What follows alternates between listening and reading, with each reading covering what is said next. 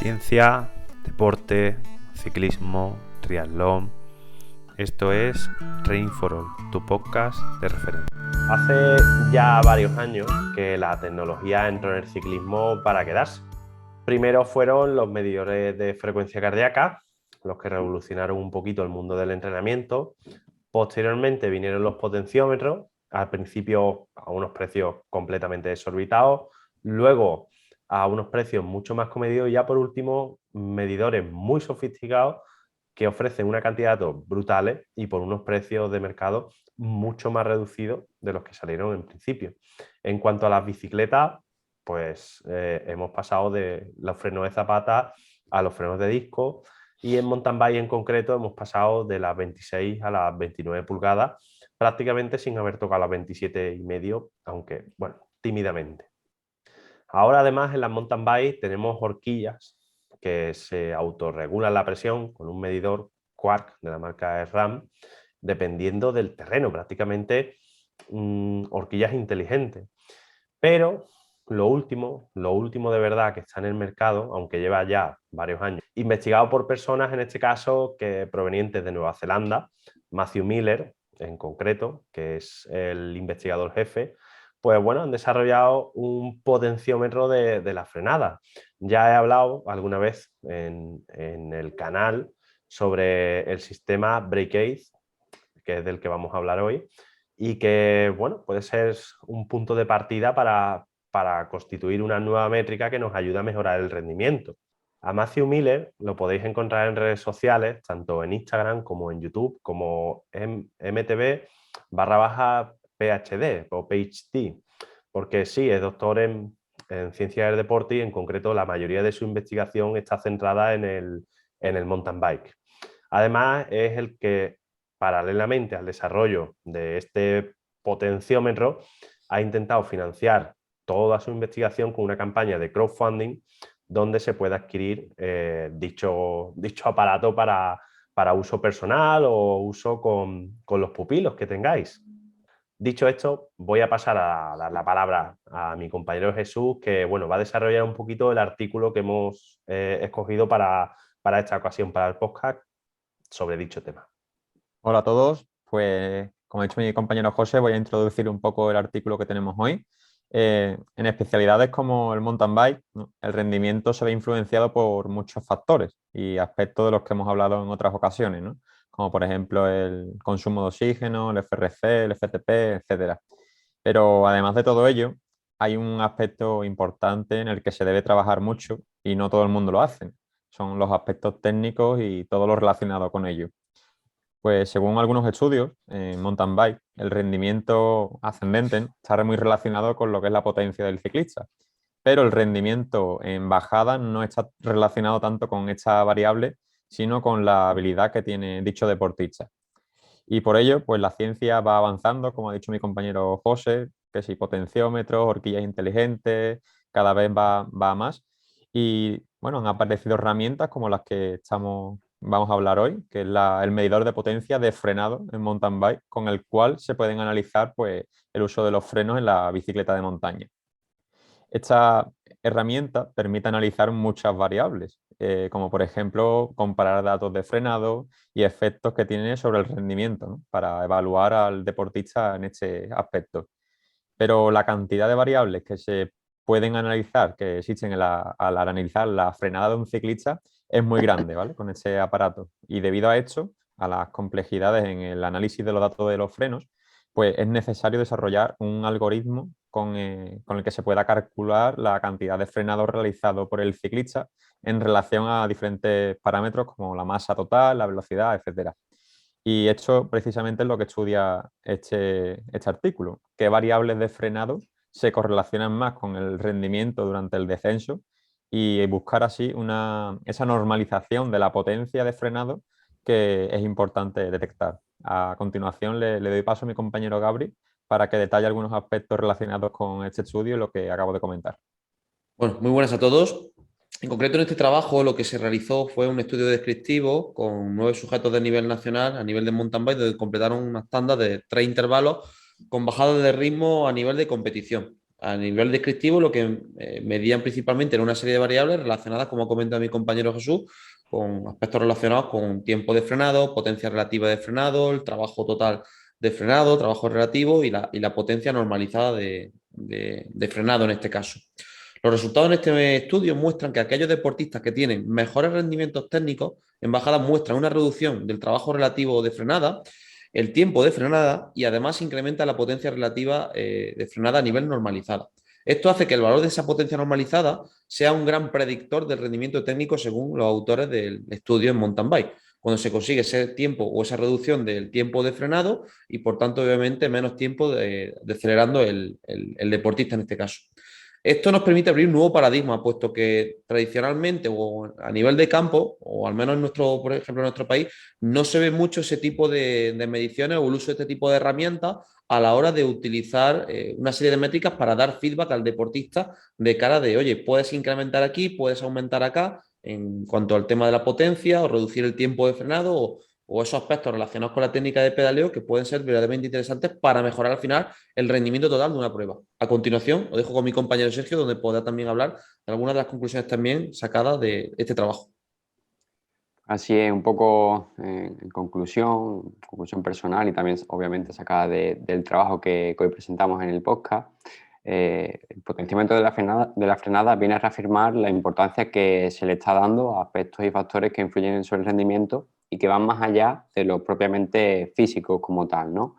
Y esto es porque estamos viendo cómo el ciclismo está cambiando todo su formato para ofrecer aún más espectáculo, ¿no? Entre comillas, al aficionado. Y esto, pues, al final lo que deriva son en circuitos cada vez más complejos.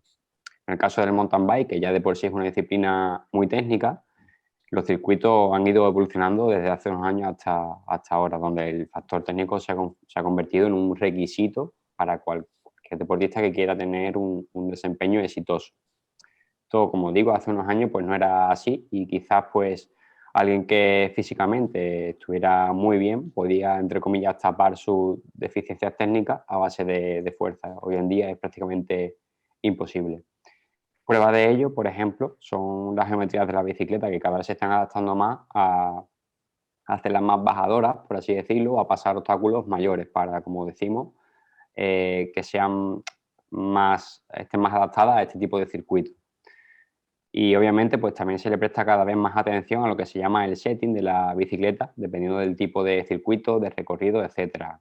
Unos ejemplos de esto serían variar las presiones de los neumáticos y de las suspensiones, la posición en la bicicleta, la elección de los componentes, etcétera. Por lo tanto, si tan importante está siendo toda esta parte técnica, pues debería reflejarse también en los entrenamientos de los bikers, de los ciclistas en este caso. En consecuencia, al final, este tipo de herramientas, como el potenciómetro de la frenada, que nos permiten obtener mediciones útiles e información práctica, pues pueden ser muy importantes a la hora de corregir y mejorar este tipo de patrones en la práctica, ¿no? Por así decirlo. Entonces, muchos de los bikers ya se está viendo que incluyen sesiones presenciales con un especialista en técnica como partes relevantes de sus preparaciones. Entonces, aparatos como este, pues en mi opinión personal, creo que serían muy prácticos y muy útiles, tanto para entrenadores como para este tipo de especialistas en técnica, a la hora de sacar información útil y darle un feedback directo al deportista en este caso. Bueno, pues yo voy a empezar criticándote la parte final, ¿vale? Porque, como tú has dicho, hay muchos especialistas en técnica en España ahora mismo, pero resulta de que es como que es la modalidad que está más a la cola y menos estudiada en ciencia de todo el ciclismo, ¿no? A lo mejor puede haber otras comparativas, pero yo creo que va un poco por ahí, ¿no? La mayoría de estas personas que se dedican a mejorar la técnica de las personas lo hacen desde el punto de vista de lo que tú acabas de hablar. La posición sobre la bici, cuál es el punto de partida antes de un salto, en la salida, en tal. Pero ninguno, por lo menos hasta el día de hoy no me lo he cruzado, realmente ha dado con el quid de la cuestión y de lo poquito que hay en la ciencia escrito. Probablemente hay muchos errores de base en la técnica de la mayoría de las personas que ni siquiera hace falta un potenciómetro de la frenada para poder analizarlo. Pero es cierto que ya Andrew Novak, en la tesis de 2019, de 2018, nos describe que es la toma de decisiones el segundo predictor de rendimiento, si no recuerdo mal, con más fuerza dentro del rendimiento mountain bike. Por lo cual, creo que este aparato puede ir un poquito ligado a toda esa línea de investigación. De hecho, si no recuerdo mal, también otro de los investigadores que investigaban junto a Novak son Matthew Miller, Matt Derming, Stannard y toda esta gente que se dedica al mountain bike y que creo que ha hecho artículos muy interesantes en los últimos años, tanto de cubiertas como de este mismo potenciómetro de la frenada. Me gustaría que alguien más dijera su conclusión y luego yo vuelvo a concluir, ¿vale? Yo creo que totalmente Si de acuerdo en quieres, lo que pues, dices, José, pero sobre todo destacar que es que el gran problema que yo veo en España es que, o al menos la impresión que yo tengo, y sin ser especialista de técnica, es que la técnica se enseña de una manera muy protocolaria. O sea, no se le dan alternativas de soluciones o recursos técnicos. Es decir, la gente tiene mucha idea metida, el típico, lo que hemos comentado en muchas ocasiones en otros podcasts, del tema de hay que frenar siempre con la rueda trasera, el peso siempre tiene que estar hacia atrás, hay que estar, no sé si me explico, hay muchos dogmas que todos tenemos en la cabeza y creo que hace falta más unión desde el punto de vista de recursos técnicos y cómo hacer bien una propuesta metodológica, cómo enseñar bien de una manera didáctica. No sé si me explico. Entonces, el problema que le veo a esto es que me parece muy bien desde el punto de vista de cuantificación, estupendo, a nivel gráfico, estupendo, pero ¿verdaderamente están ahí los problemas de la gente a nivel de técnica? ¿O qué piensas tú? Le doy paso a Jesús primero. ¿O Jesús? no, pienso que, bueno, que de momento es una herramienta bastante, desde el punto de vista económico, bastante cara, ¿no? Pienso que de aquí a X años, si sigue funcionando, lo validan y le siguen sacando ciertos aspectos positivos, pues puede llegar a convertirse en algo más popular.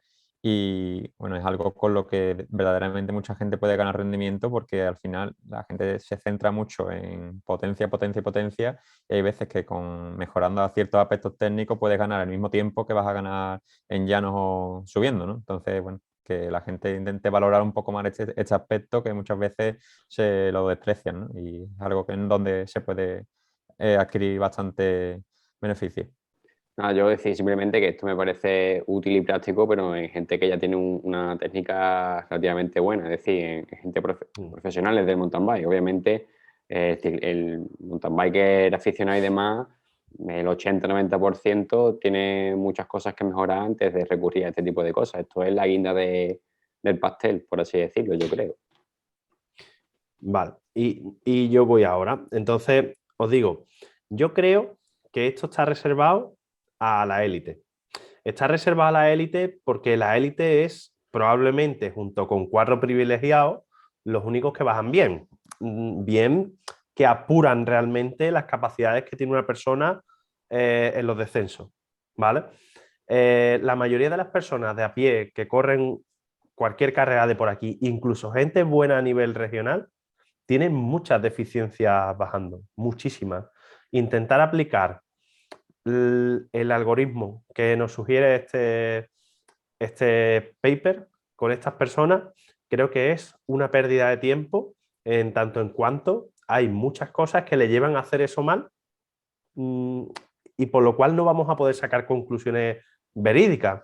Estábamos hablando antes de empezar a grabar el podcast de un término que he dicho, oye, lo digo, no lo digo, tal, que es la ley de Fitt. La ley de Fitt es básicamente la que se utiliza en el mundo de las computadoras en el movimiento del ratón y que es la que determina cuando tú mueves el ratón entre un punto A y un punto B, la aceleración, la velocidad y la precisión con la que lo ha realizado, ¿vale? Tendría una puntuación dentro de la ley de Fitt.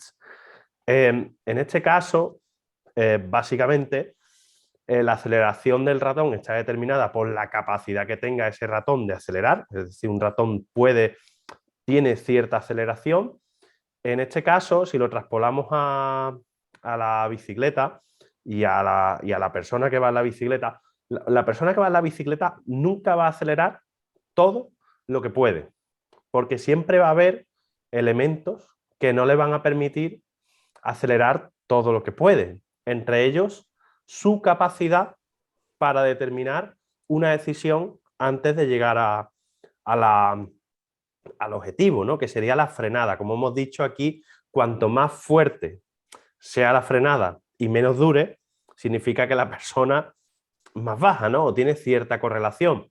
Es lo mismo exactamente que pasa en la ley de Fitt. La gente que más puntuación obtiene en la ley de Fitt simplemente frena más tarde el ratón, lo desaceleran más tarde, ha movido durante todo el recorrido el ratón más tarde porque lo aceleró más.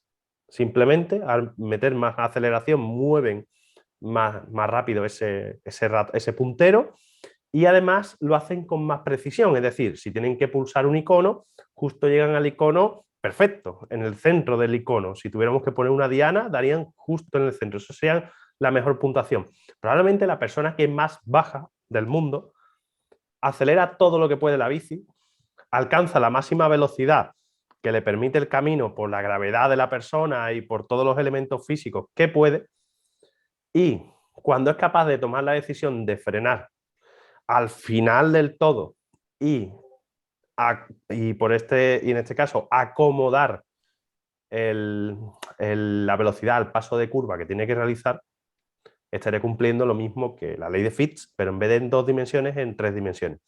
Quizás sea un término un poquito complejo, pero creo que se podría relacionar muy fuertemente, ¿vale? Y quizás vayan por ahí. Por lo cual, ¿cuál es el error o cuál es el fallo más importante de la mayoría de las personas? Como conclusión, no se toman ni buenas ni rápidas decisiones encima de la bicicleta. Como no tienes esta capacidad para hacer eso, no eres capaz de acelerar al máximo tu bicicleta, por lo cual nunca vas a conseguir la mayor velocidad posible, por lo cual frenas antes para poder acomodar la bicicleta antes al paso de curva.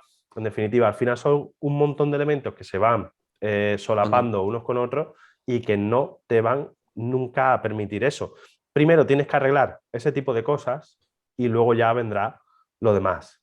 Tenéis también en un vídeo las gafas Emotion, que las comenté alguna vez, que dan un poquito de significado también a todo esto. Es dónde miran las personas cuando están bajando. Y la mayoría de las personas que van más despacio miran a situaciones irrelevantes. Tú no vas a acelerar ni a coger velocidad, evidentemente, si lo que estás mirando es la piedra al lado y no el camino, porque no vas a poder evitar cualquier otro elemento de riesgo si tienes tu visión, tu percepción, porque al final es un mecanismo de percepción centrado en otra variable que no es el camino principal. Por lo cual, bueno, esa es mi conclusión, que espero que más o menos se haya entendido. Yo sé que es un poquito abstracta, pero espero que más o menos se haya entendido. Y creo que el futuro del mountain bike, en la especialización máxima de la gente que realmente baja muy rápido, va por tener la capacidad de mejorar la toma de decisiones, tanto por la velocidad como por la efectividad, es decir, que realmente la decisión esté bien tomada o no. Un poquito como la Fórmula 1, ¿no? Frenar la telemetría. Justo en el momento perfecto para poder tomar la curva, ¿vale? Y, oye, si no eres capaz de acelerar el coche a los 300 km/h que te hace falta acelerarlo, no tienes que frenar a 50 metros de la curva. O sea, incluso deberías de frenar antes, pero probablemente empieces antes porque te da miedo, que no es miedo, es falta de experiencia, llegar hasta los 50 metros de la curva a 200 por hora, en vez de que podría llegar a 300, pero tú llegas a 200. Bueno, ya dejo de aburriros. Bueno, que se me olvidaba y lo pongo antes de despedirnos. Vamos a hablar un poquito más de este tema y vamos a debatirlo en directo con vosotros porque creo que es importante. Hablaremos en general de técnica del mountain bike, no solamente de esto, pero lo debatiremos con vosotros el lunes que viene en Twitch. Hasta luego. Adiós, chavales. La próxima.